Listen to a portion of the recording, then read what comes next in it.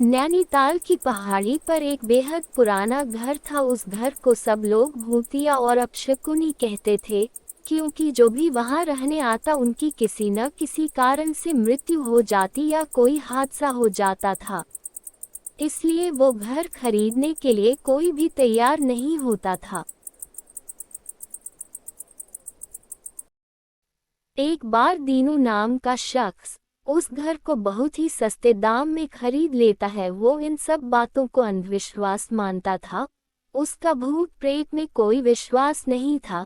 दीनू अपनी फैमिली के साथ उस घर में शिफ्ट हो जाता है।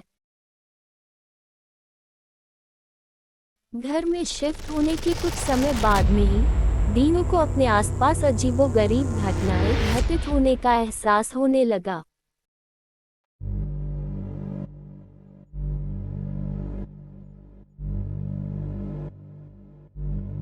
पहले तो वह इसे नजरअंदाज करता रहा, लेकिन जब उसे घर में किसी की मौजूदगी का एहसास होने लगा, एक दिन उसका बेटा वासु दौड़ता हुआ माँ रेखा के पास आया और कहने लगा कि कमरे का दरवाजा अपने आप जोर जोर से बंद होता है और खुलता है और उसने वहाँ किसी साए को देखा है। इतना कहते कहते वासु अचानक चुप हो गया और रेखा की ओर उंगली दिखाते हुए कहने लगा, माँ वो साया आपके पीछे खड़ा है। इतना कहकर वासु डर से चीखने लगा। दोनों बुरी तरह से डर जाते हैं और रेखा वासु को गोद में उठाकर उसी वक्त घर से बाहर भागती है। रात को जब दीनू ऑफिस से आता है तो दोनों को घर के बाहर बैठा देख रेखा से पूछता है। रेखा दीनू को सब बताती है। दीनू रेखा को कहता है कि ये सब उसके मन का वहम है, भूत नाम की कोई चीज नहीं होती, और तीनों घर के अंदर चले जाते हैं।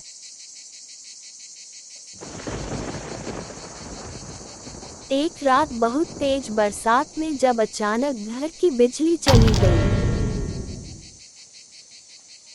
दीनू ने घर से बाहर झांक कर देखा तो आसपास के सभी घरों में बिजली थी सिवाय उनके घर के। तो उसे लगा कि जरूर स्विच बोर्ड में कुछ गड़बड़ी हुई होगी।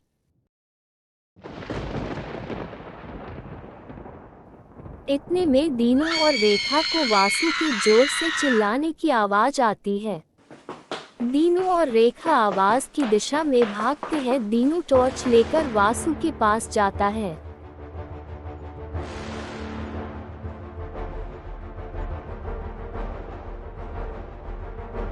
वासु डरा सहमा सा एक कोने में खड़ा है। वासु दोनों को देखकर उनसे चिपक जाता है।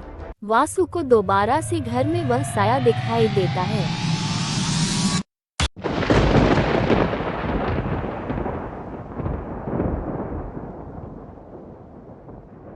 तीनों सहमे से बिजली ठीक करने के लिए स्विच बोर्ड के पास जाते हैं।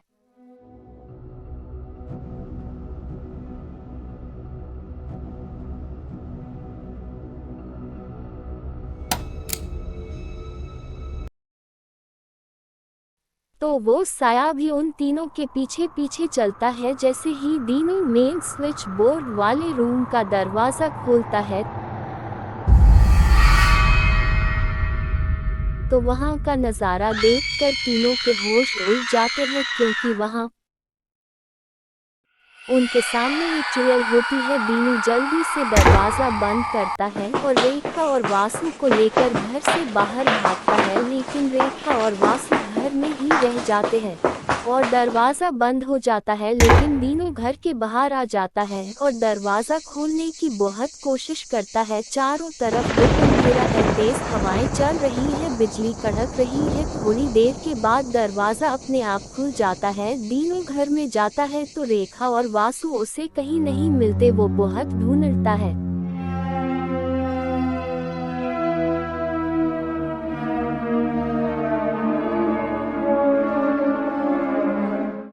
दीनू पागल हो जाता है और घर के आसपास ही घूमता रहता है।